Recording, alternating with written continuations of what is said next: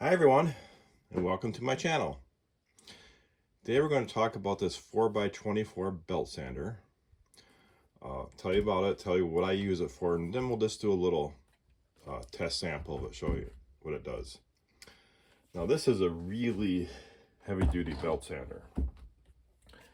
And the reason why I bought it is for, I work with a lot of 2x natural lumber, make furniture out of this type of lumber. I don't use a lot of hardwood.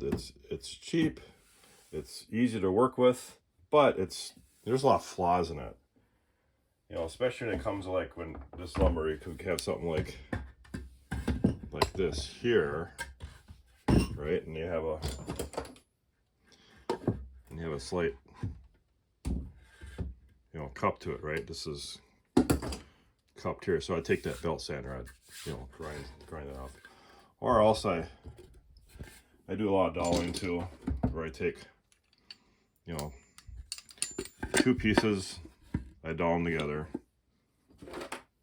with the pegs, and I put it together, and this is not always even, so I'll take this BAUER belt sander, I'll grind that off, get that even. So that's what I use that for. It's a pretty powerful belt sander, 10 amp, and some people have used it to refinishing floors, decks. And the thing about the price point on this is pretty incredible. So I was actually looking at the Makita. Now, when you're talking about belt sanders, you got the 3x18s, right? Those are really common. This happens to be a tool shop. That's Menards' bottom brand, if you're familiar with Menards, or Master Forces, or upper tier tool line. So, and there's a lot of these, a lot of brands of those. Okay, that's tool shop. There's actually the BAUER cordless, which I do have a review on this also. As far as Harbor Freight right now, there is not a Hercules line of belt sanders yet. That Hercules line, as you know, is always constantly expanding, so maybe in the near future we may see a cordless Hercules belt sander. The 4x24s, and you got these it's actually only two major companies that make these. And then of course when you get up in the bigger ones, you got the the stand belt sanders, you got the 4x36, and you got the 6x48. So now the price point on this is actually decent. I mean, so that's Harbor Freight website, and it's 89 bucks. That's now the one I was going to get. See that Makita there? Okay, we're going to go to the Home Depot website. Okay, flip over there. So that's that Makita 4x24. All right, that's one I almost got because, well, this is a few years ago. I never heard of Harbor Freight until they built the store up here just over 3 years ago. So I was pretty close to buying it. Lucky I didn't. So I'll go over this thing. Now it does have a pilot light on it. It's on because when it's plugged in now, come on. It does have the variable speed. It locks in at high speed. It does have a lock on it, so you can lock that trigger down. It does have of course, the belt adjustment. Sometimes, of course, when you work there, they drift a little bit and you adjust it. Now, here's the most interesting part of this. And this thing's built pretty heavy duty. I'm surprised how heavy duty it's built. Let me get the camera in closer here. Okay, so this is where you change the belt. That's really easy that this comes off like that, so it's really easy. You just pull it back. But if you look in here, that's a pretty heavy duty spring in there, okay? I'm gonna pull this off.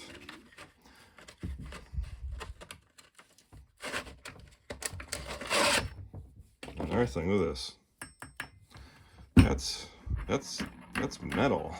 A lot of these are rubber. So the back has a little rubber on, but there's also steel nuts. But yeah, that front one, that's pretty good. So, and this is just a 80 grit sandpaper.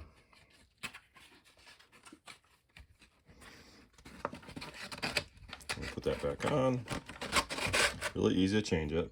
This right there, and okay. It's a pretty heavy tool too. All right. So I got a, now another thing I was going to use this for is I was going to look at the bowling alley in town. They're ripping it apart and they're selling the bowling alley lanes and, you know, by the foot. So I thought about getting, you know, 2 of those cabinets. You know, not this is US General. I was looking at getting the Yukon line. You know, taking 2 of these cabinets, bolt them back to back, getting that bowling alley, cut it for a top that goes over 2 of these cabinets and making a kitchen island out of it, right? Tool cabinets for your kitchen? Why not, guys? So when I get in that project, I'll definitely, you guys will definitely see it in the channel. All right, so what I did here is I got this board, you know, I got it clamped down there because this thing would probably take off on it. I remember in high school we used to use, remember the old Delta belt sander? We used to have belt sander races on these things. Of course, I've outgrown that.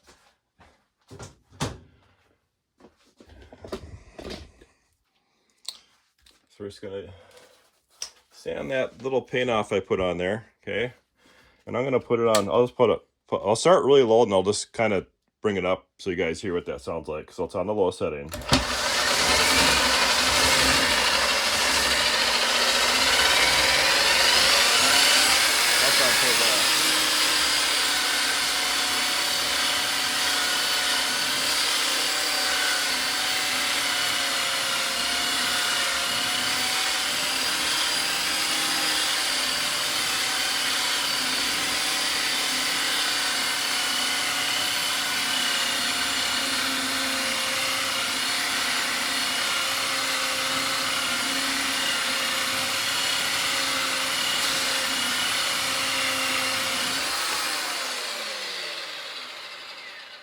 Okay.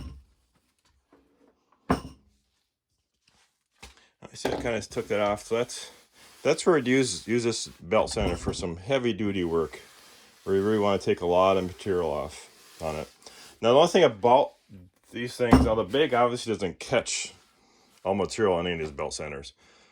So the thing about what you want to do is you want to keep these things clean. You know, get some compressed air. When you're done, blow these things out good. I use blowers. You know, BAUER. I got the BAUER and Hercules. You know, blow the. You know, make sure this gets clean. And if you're using it, you know, for 3 hours at a time, you'll stop. You know, maybe after about 45 minutes or an hour and blow it off. Just make sure this stays clean because that's how people are burning. That's how belt sanders really burn out. You know, they get clogged full of material, sawdust, and they'll get hot and they'll burn up. Anyways, so tell me what you think, guys. I think for the price, this is a really good belt sander for, you know, this is for a serious woodworker for those really big projects. Okay. Tell me what you're using these things for if you have one. Leave it in the comments. Thanks for watching and have a great day.